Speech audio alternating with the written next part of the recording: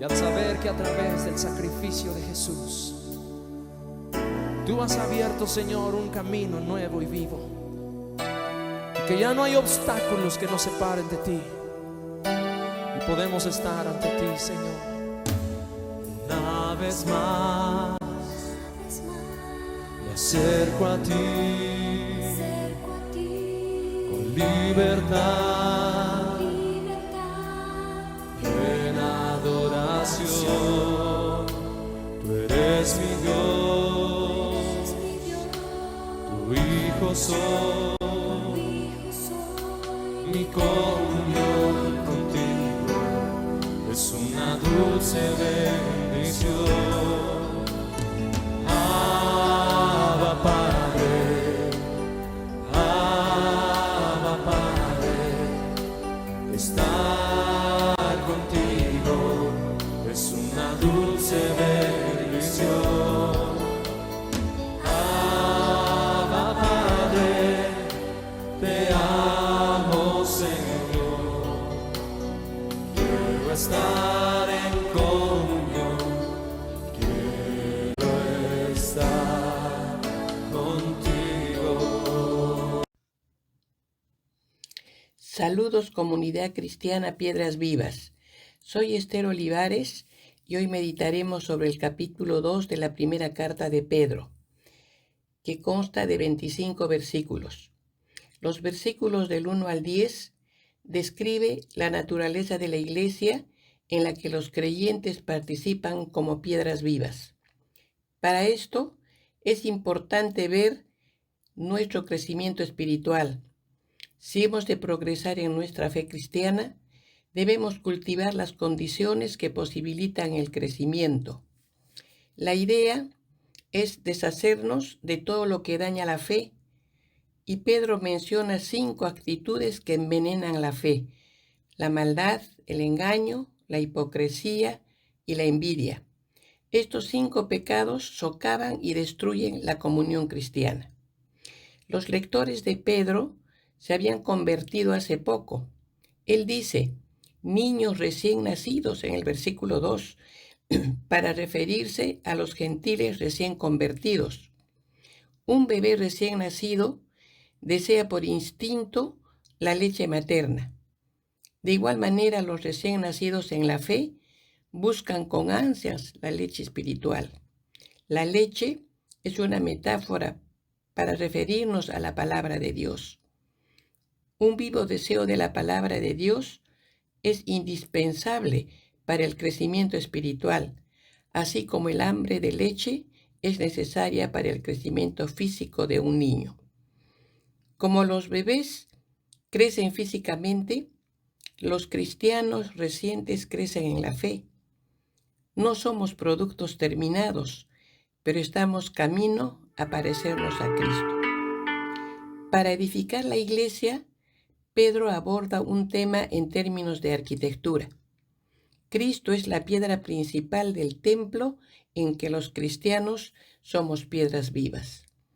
Al ser piedras vivas, según el versículo 5, Dios nos debe cortar y pulir si nuestras vidas le han de ser útiles. Cristo también es piedra viva. En este sentido, pues en Hebreos 5, 8, 9 dice, sufriendo aprendió lo que es la obediencia. Ya perfeccionado de esta manera, llegó a ser fuente de salvación eterna para todos los que obedecen. En el versículo 4, Pedro nos señala a Jesús como la piedra preciosa de Dios, la piedra principal de la iglesia. Lo irónico es que los hombres desecharon la piedra que Dios había elegido para definir las dimensiones de la iglesia. Pero aunque fue rechazada, esa piedra es escogida y valiosa para Dios. Es el ejemplo perfecto para las demás piedras en el templo espiritual. A partir del versículo 5, nos damos cuenta que Pedro no se refiere a casos individuales, personales, sino a grupo o conjunto de creyentes, lo cual significa que solo podemos llegar a ser lo que Dios desea para nosotros, lo que desea para nosotros en conjunto, en grupo con otros creyentes. La iglesia es una comunidad viviente de la fe en la que escuchamos la palabra de salvación, recibimos nuestro llamado, descubrimos nuestros dones, crecemos en la fe y cuando es necesario recibimos también corrección y disciplina. Familia, una casa no se construye con un solo ladrillo, requiere de muchos ladrillos. La palabra de Dios llama a los cristianos como piedras vivas a tener comunión con Cristo y el uno con el otro. Piedras vivas simboliza la naturaleza espiritual de la iglesia. Vemos el templo de Jerusalén que estaba construido de piedras, pero las piedras vivas de la iglesia formamos un templo espiritual. En cada analogía vemos que se progresa de un sentido material a un sentido espiritual. La edificación en la que Cristo es la piedra principal no está hecha de ladrillos ni piedra, sino por el Espíritu, y al ser piedras vivas, Dios en su gracia nos está santificando y usando para edificar su iglesia. En los versículos del 6 al 8, veamos si Cristo es bendición o tropiezo. El Nuevo Testamento deja claro que no existe posición neutra en cuanto a Jesucristo. Pablo les dijo a los corintios que el Evangelio es poder de Dios para los que creen o una locura para los que no creen. No podemos ser indiferentes. Cristo es de valor inestimable para los que creen. El versículo 7 refuerza diciendo que nadie que crea en Él será avergonzado. Al contrario, es un honor creer en Cristo. Claro, no todos creen. Los que rechazan la piedra principal hallarán que les resulta un tropiezo. Si no aceptamos la palabra de Dios como luz en nuestro camino, entonces se convierte en una roca, en una piedra con la cual tropezaremos, como dice el versículo 8. Pensemos cuidadosamente. No es Dios quien hace que las personas tropiecen, sino el no creer trae como consecuencia inevitable el tropezar. El versículo 9 habla del pueblo de Dios y dice: Mas vosotros sois linaje escogido, real sacerdocio, nación santa, pueblo adquirido por Dios, para que anunciéis las virtudes de aquel que os llamó de las tinieblas a la luz admirable. El hecho que seamos escogidos por Dios, que seamos un pueblo que pertenece a Dios, no es todo. Lo importante no es quiénes somos nosotros, sino el dar a conocer quién es Dios y lo que Él ha hecho. El versículo 10 concluye Pedro este tema de la comunidad de fe diciendo: ahora son pueblo de Dios.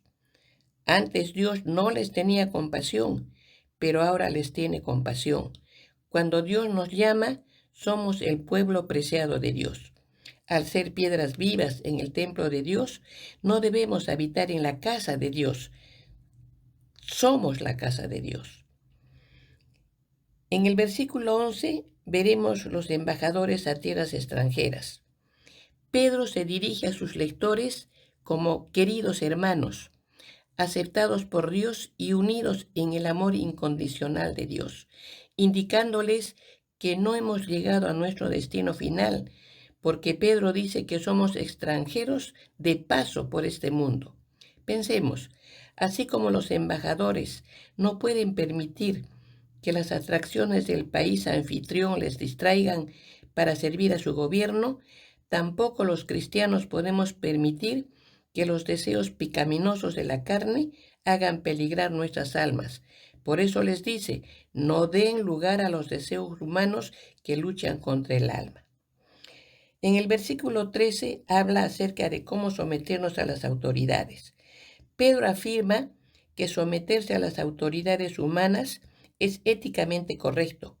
Tanto Pedro como Pablo afirman que los gobiernos humanos existen por voluntad divina, siendo que la función que deben cumplir los gobiernos por orden divina es castigar a los malhechores y honrar a los que hacen el bien, de acuerdo al versículo 14. Ambos apóstoles están de acuerdo que los ciudadanos cristianos no sirven al gobierno por obligación, sino como personas libres y por amor y obediencia a Dios. Los cristianos sabemos que solo Dios es Señor y en base a eso establecemos nuestra relación con las autoridades. El pueblo de Dios debe orar fielmente por los líderes políticos. Las palabras de Pablo son sumamente relevantes hoy en día, como lo serán siempre. En el versículo 18 vemos el siervo sufriente como nuestro modelo. Pedro usa el mismo verbo, someterse o estar sujetos a, para referirse a los siervos y sus amos. Los esclavos no solo debían someterse a sus amos, debían hacerlo independientemente del carácter del amo. El sufrimiento ofrece al creyente una manera visible de demostrar la fe, el amor y la lealtad a Cristo. Pedro profundiza el tema en lo que resta del capítulo, aplicando diversas imágenes del siervo sufriente, ese siervo sufriente que menciona Isaías 53, al modelo y ejemplo de Jesucristo. Dice que por sus llagas, por sus heridas, fuimos sanados. Pedro termina en el versículo 25 con la esperanza y el antídoto de todo problema. Aunque seamos ovejas extraviadas, encontramos que Jesús nos cuida como un pastor y vela por sus ovejas, o sea, por nosotros. Bendiciones, familia. Amén.